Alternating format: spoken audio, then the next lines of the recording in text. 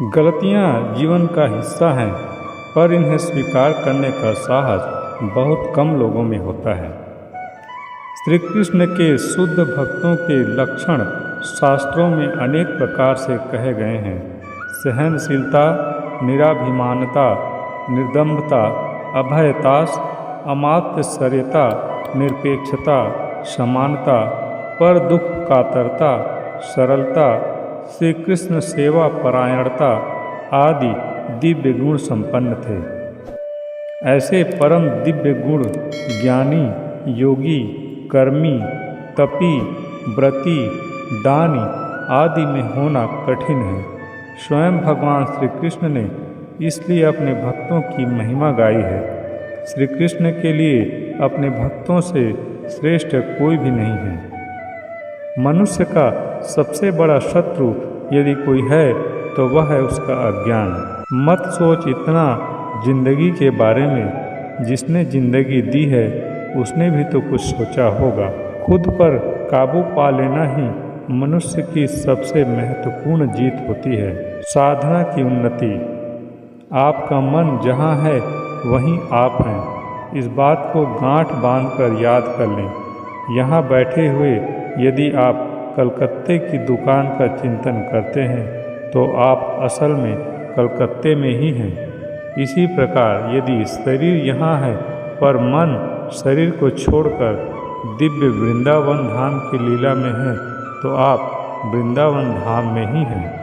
प्रारब्ध में पूरा होने पर शरीर गिर जाएगा और आप सदा के लिए उसी लीला में सम्मिलित हो जाएंगे। सब कुछ आपकी इच्छा पर निर्भर है। इस अटूट सिद्धांत को मानकर साधना में लगे रहने से ही उन्नति हो सकती है। संसार में सबसे श्रेष्ठ संबंध भगवान के साथ ही है, जिसमें कभी दुख नहीं मिलता। श्री कृष्ण की 9 प्रकार की भक्ति में सर्वश्रेष्ठ भक्ति श्री कृष्ण के नामों का संकीर्तन करना है, क्योंकि संकीर्तन करने से श्रवण, कीर्तन, स्मरण आदि अंगों का पालन स्वयं ही होता रहता है। श्री कृष्ण विग्रह एवं उसका नाम अभिन्न है। श्री कृष्ण ने अपने नामों में सर्व शक्ति एवं सर्व सिद्धि भर दी है। दोनों ही चिन्मय तत्व हैं। सत्य का साथ अगर परिस्थिति ऐसी बन जाए जब शांति और सत्य में से किसी एक को चुनना पड़े तो निसंकोच सत्य को चुन लेना ही श्रेष्ठ है।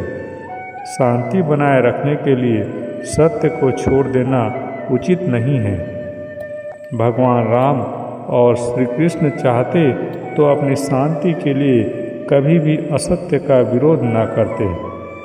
उन्होंने अशांत जीवन स्वीकारा ताकि सत्य का वर्ण और रक्षण किया जा सके।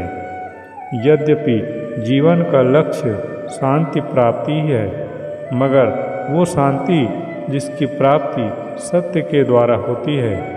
अतः सत्य के लिए शांति छोड़ी जा सकती है, मगर शांति के लिए सत्य कदापि नहीं।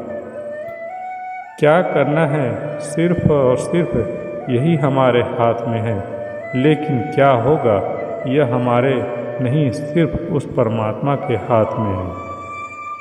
भगवान का स्वभाव है दयालुता, प्रेम करना, जैसे आग का स्वभाव है जलाना और पानी का स्वभाव है भिगोना। भगवान तो इतने दयालु हैं कि पूतना जैसी राक्षसी को भी उन्होंने माता का दर्जा दिया। अतः राक्षसों को भगवान ने मारा नहीं, अपितु तारा है। भगवान से ज़्यादा दयालु तो कोई हो ही नहीं सकता, किंतु आजकल लोग तथा कथित कष्टों के लिए भगवान को जिम्मेदार ठहराते हैं, जबकि इसकी जिम्मेदारी भगवान की नहीं अपितु हमारे खराब कर्मों की होती है।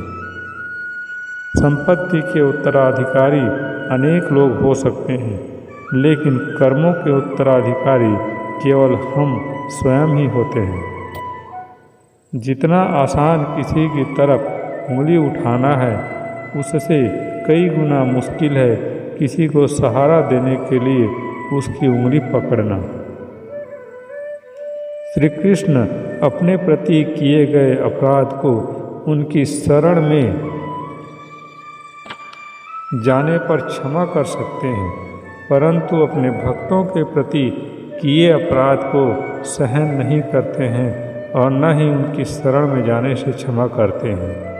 इसलिए श्री कृष्ण भक्ति में संलग्न साधक को वैष्णव अपराध से बचना बहुत जरूरी है। इसमें श्रीमद् भागवत में वर्णित राजा अम्बरीश व दुर्वासा जी का प्रसंग प्रमाण स्वरूप सभी जानते हैं। भगवान श्री कृष्ण बड़े कृपालु हैं। जीव किसी भी भाव से उनकी शरण में ले ले वे उसका कल्याण कर देते हैं। गंगा जी से मिलते ही गंदा नाला भी गंगा जैसा पवित्र हो जाता है। जीव तभी तक अपवित्र है जब तक वह ठाकुर जी से संबंध नहीं रखता है। भगवत विमुख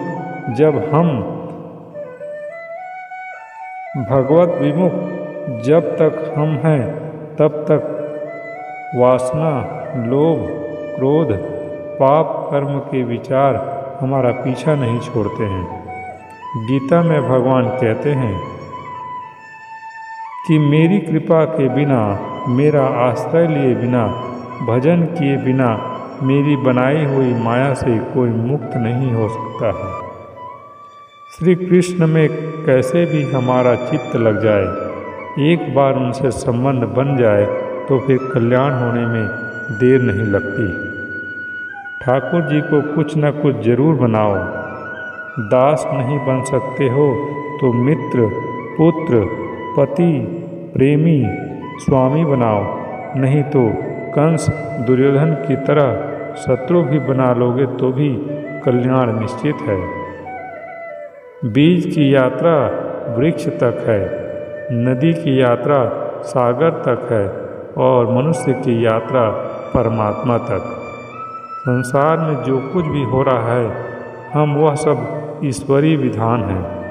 आप केवल निमित्त मात्र हैं।